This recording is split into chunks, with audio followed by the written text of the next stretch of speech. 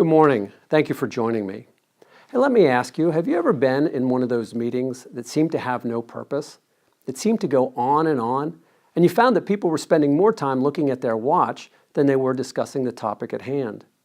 Or have you ever been in one of those meetings where something was decided, but then there were all those little gatherings after the meeting, out in the parking lot or around the coffee pot, in which people dissected and criticized and complained about the decision that was part of the group?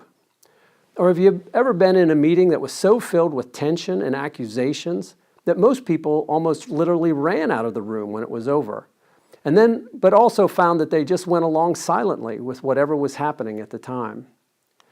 We've all been a part of those meetings, or we've certainly heard about them. But let me ask you, would you be interested in finding a way to put an end to those kind of meetings? You know, the ones that are filled with blaming and backbiting and certainly the boredom. Would you like to find a way to restore enthusiasm, give everyone a sense of collaboration and a deeper sense of commitment? Isn't that what we're all about? Isn't that what we'd all like to find? Well, today we're going to be talking about leadership and specifically about church leadership that is both effective and empowering. You know, leadership is a real hot topic today, especially with the rapid change in technology, social conditions, governments, and finance. Leadership provides us a sense of focus in the midst of rapidly changing times. Leadership gives us the encouragement and the confidence that we're going to need to persevere when it would be so much easier to give up and go home. And leadership provides us with a compelling and a contagious mission for which we're willing to serve and we're willing to give. But if you get on the internet and you do a quick search, you'll find that there are almost 49 million different websites just dedicated to leadership. Now, if you try and narrow that down a bit and look at just church leadership, you're still going to be talking about 4.1 million websites. But maybe you want to get a good book, a good text, and so you get on Amazon.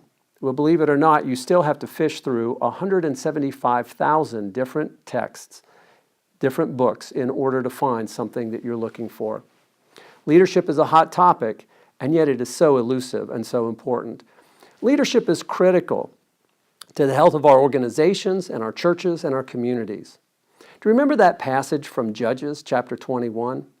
Now in those days, Israel didn't yet have a king, so each person did what seemed right in his own opinion. Now here's a culture, if there ever was one, that was ripe for turmoil, confusion, division, resentment, and ultimately breakdown. Now I'm not suggesting that we elect a king, but we certainly do need some guidance and some leadership about who we are and where we're going. Leadership is tough to define, but I wanted to give you one quote that has always helped me. It was by David Gergen. He says that a leader's role is to raise people's aspirations for what they can become and to release their energies so that they will try to get there. Our role then is to raise people's aspirations, give them something greater than themselves, and then release and organize them in such a way that they'll want to try to get there. Let me see if I can give you an example. Every year during sports time, coaches come and they draw their teams together, and at the very beginning, they begin setting out goals for their team. Plans are passionately shared and written down with anticipation and excitement. It's an experience of energy, hope, and optimism. The problem is a lot of times we set the goal to be a championship. That's all that we're looking for. And so after a few defeats, the positive energy has slipped away and the optimism begins to fade as the season gives way to the trials and challenges of just going through the routine. The goals that were shared at the beginning, that were written down with such passion and enthusiasm, are likely in the garbage can, and you find yourself just trying to survive the season. People feel demoralized and defeated. As a matter of fact, oftentimes, they'll just be looking to the next season, even though this one isn't over. For example, do you know people who find that they're just wishing their life away? You see, the problem is that we're focusing on the results rather than on the process of what we're about. The problem is that we're task-oriented rather than attitude or vision-oriented. We set up a bunch of do goals rather than be goals. You see, if every single team defined success and set the bar as winning the championship, then every team but one will have a season that ends in failure. Many times in life, we can't control the end results. But we can control our efforts, our attitudes, and our actions every single time. So as we gather as a community, as you look at your own church and your own environment, we have to ask, are we setting do goals or be goals? Do we have a clear sense of mission for our team, and is it a driving force that provides a focus and clarity? I like this quote that I've always remembered by P.T. Forsyth. He said, unless there is within us that which is above us, we will soon yield to that which is about us. Unless we call ourselves to something greater and higher and more noble, we will soon yield to the lowest common denominator. We will soon become competitive, and we will soon see everyone else as a competitor for scarce resources. So let's begin by being clear about setting a mission and a vision for our organization. What is a mission, and why is it so important? Well, a mission is our noble purpose. It's why we're here. Why are we a part of this community? Why did this church, why was it created? What is God trying to do? And our vision is what do we intend the future to be like? What do we want to achieve? For example, if we had played a game of football or a game of soccer, and we ask, why are you playing? You might say something like, well, in order to score more goals than the other team. But that's not really the reason that you're playing. That's part of the game. If I were to dig a little deeper, maybe you might find that you're playing the game in order to develop some social skills, better teamwork, better sense of sportsmanship, to learn how to win well and how to lose well, how to work with others, how to overcome obstacles, and how to triumph. That would be your mission. Your vision would then be, where do you want to be in the next couple of years? How do you want to get better? How will this factor into the kind of person that you want to be?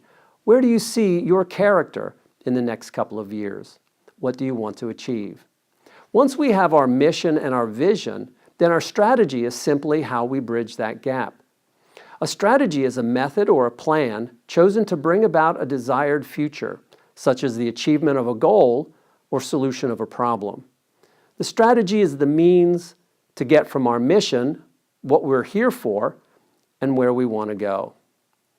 I wanted to show you an image of this boat resting on the beach and ask you a simple question. Is it really a ship, or is it simply a 40 or 50 ton paperweight? You see, unless a ship is out at sea doing what it was created to do, it really isn't much good for anything. You know, I like this quote by Seneca. He said, if you do not know the port to which you are sailing, no wind is favorable. Essentially, he's saying that when people come to us with gifts and talents and ambitions and dreams and aspirations, if we don't have a vision or a mission, if we don't have somewhere we're willing to go, then we're unable to take advantage of their gifts. We're unable to include them in our journey because we have no real destination. It's like being a small ship out in the middle of the ocean with no rudder and no keel. We're at the mercy of the winds and the waves. And if you've ever been out at sea and you've been rocking your little boat with the waves, you'll find out it doesn't take long to get a lot of seasick passengers. If you've ever been in a lot of team meetings or a lot of church administrative meetings, you'll find that it seems that there are a lot of seasick people in our meetings as well.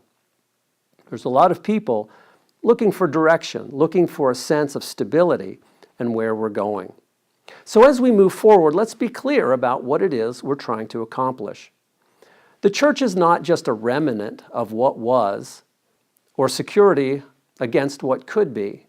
It is an appeal to our better selves. It is a call to something more and to be something more. The church is that inspiration in our life that draws the best out of us. It inspires us, it challenges us, certainly it convicts us, but it also comforts us in a way that nothing else can. It makes us better people. And so the church links together the story that God is telling. Through the millennia, we are part of an ongoing story. From the beginning of time to the end of time, God is revealing himself through the people, through the circumstances, through the events, through the triumphs and the tragedies that we all go through. It links together the story of who God is and who we are to the promises of God, the reconciliation and the redemption of the world. God promises a better life, a full and abundant life.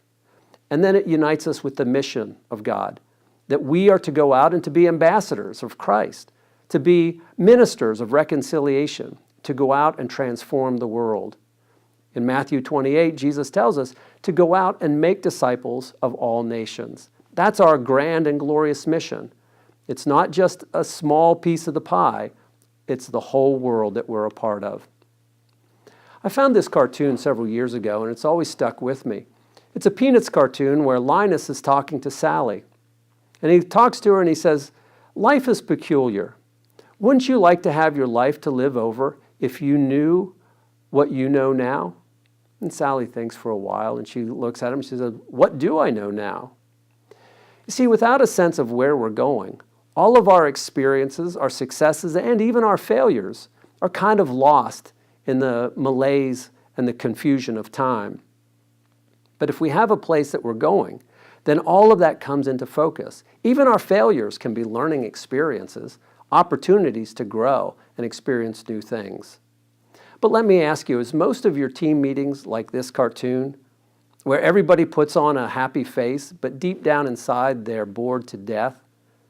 If I were to ask you or announce at your church that there would never be another committee meeting, would there be applause? Or would there be a sense of we're missing a great opportunity? You see, without a sense of where we are or where we're going, it's always the loudest voice that competes. Everybody that comes to your church has a vision. And oftentimes our committee meetings are filled with people that use ultimatums and threats, intimidation and bully tactics. There are those inevitable gossip and complaining sessions and the meetings out in the parking lot. Unless we come together and have a clear sense of who we are and where we're going, then it's always the person with the loudest voice or the biggest stick. And sometimes that biggest stick is going to be financial. People try to wield their power by using their financial pocketbook. And so as we come together, we find that people compete over their visions. And it's important to realize that everybody that comes to your church has a vision. There's some reason that they're there. Maybe they don't articulate it clearly, but they have one. Have you ever had somebody that comes up to you after a service and said, "You know, I really didn't get a lot out of this service today. The music wasn't what I've liked in the past. It seemed to go on too long, and now I'm late for my favorite restaurant." I found somebody was actually sitting in my pew, and I had to ask them to give my hymnal back to me. You see, deep inside, what they're really telling you is, it's all about me. My vision for the church is that it's here to take care of me and my needs.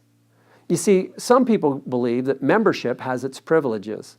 Every time you pass the offering plate and you put some money in, it's like paying dues. And as a result, I deserve a certain amount of the staff's time. I deserve a certain place in my pew. And I deserve to be around the people that I like, hear the music that I like, and hear some uplifting message that doesn't challenge me too much, but makes me feel good about myself. Some people tell you that their church is often like a gas station. You know, whenever I have a need or I have hurts or doubts or fears, I'll certainly be at the church looking for a pick-me-up or to fill my tank with spiritual juice. We see this a lot after tragedies, whether it's a medical problem or after some national tragedy like 9/11. People come to the church looking for answers.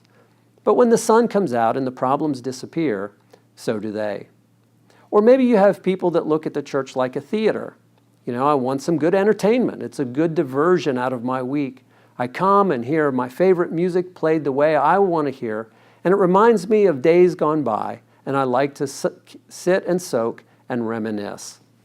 Well, all of those are competing for power in an environment that has no mission.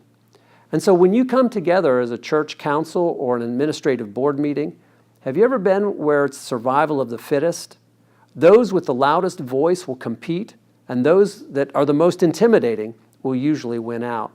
The problem is what happens is most of the time we become competitors. We find that we're competing, young families against established people, those that are paying the bills. Are we going to focus on contemporary or traditional worship? Are we a ministry-focused church, or are we a membership-focused church? Are we going to be connectional and work within our community to do more than any of us could do by ourselves? Or are we going to kind of go our own way, do whatever seems right to us? Are we going to be focused on low income or the high income, those with status and power? It's within our church council and in our administrative board that those battles take place, and usually it ends up being survival of the fittest, and sometimes the other people in the room just want to run for cover.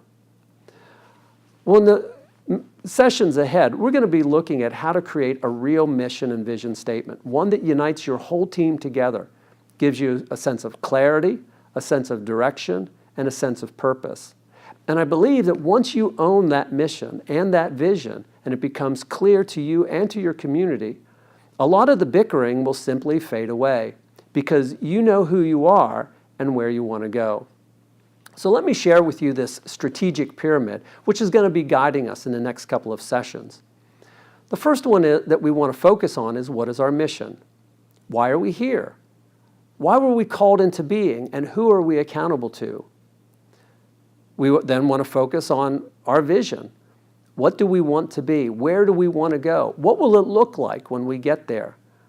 What are our core values? What do we believe in? What are our non-negotiables? What is it for us that defines who we are? When we know that, when we know where we are and where we want to go, then it's really not that hard to begin putting together the goals that are necessary to bridge that gap.